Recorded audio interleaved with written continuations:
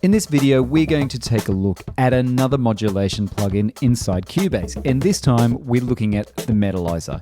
The Metalizer feeds our audio signal through a variable frequency filter.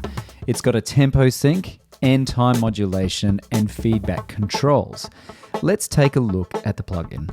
On the left-hand side, we've got a mix parameter, which allows us to mix in between the affected signal and the original signal. In the middle, we've got our tempo sync dial, and you can sync to the tempo of your track, or you can choose to turn the tempo sync off and just freely move that dial. The feedback parameter controls the character of the sound. So if we move it to the right, we get more of a metallic sound, and that's where you need to use that mix parameter to really blend it in with the track and ensure it's playing nice. The tone parameter defines the frequency. So if we move it to the right, you'll hear that that frequency is getting higher. Move it to the left and the frequency is lower. And that really plays in with the feedback parameter. So you need to balance those two parameters. The sharpness parameter defines the character of almost the metal-like effect. So if we move it the whole way to the right, you can see that it's a smaller area which is impacted, which gives us more of a metallic sound. So once again, it's a matter of blending.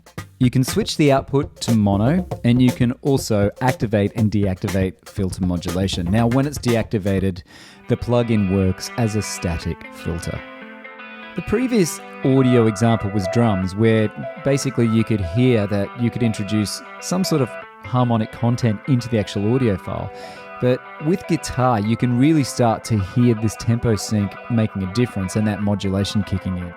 As always, the higher the setting, the faster the modulation. So you can go from more of a swell kind of sound to a really quick modulation, which gives us that really quirky kind of alternative sound, which is pretty typical of something like Radiohead.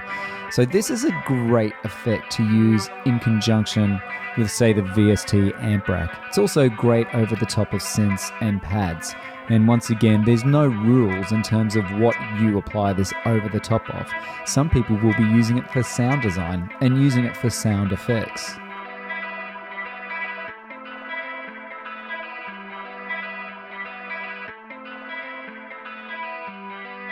So I've changed the sync point to a lower setting, and I've dropped that mix down a little bit so more of the original guitar is pushing through. As I move it up, you'll hear that there's more of the impacted or affected sound. So really, the mix threshold here is such a useful tool because we can drop this right back and just have it subtly sitting around the edges or sitting behind whatever audio we have playing through.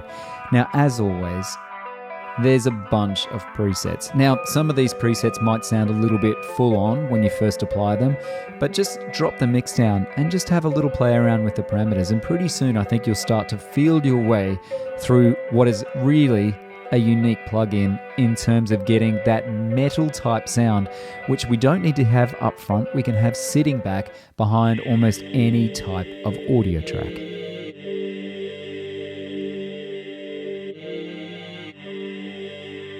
Thanks for taking the time to stop by and check out this video. There's plenty more on the Cubase YouTube channel, so make sure you stop by and subscribe to that channel. Like this video if you've learned something, and please leave us comments down below. Tell us what your favorite plugin is, or tell us how you're being creative using the Metalizer plugin in Cubase.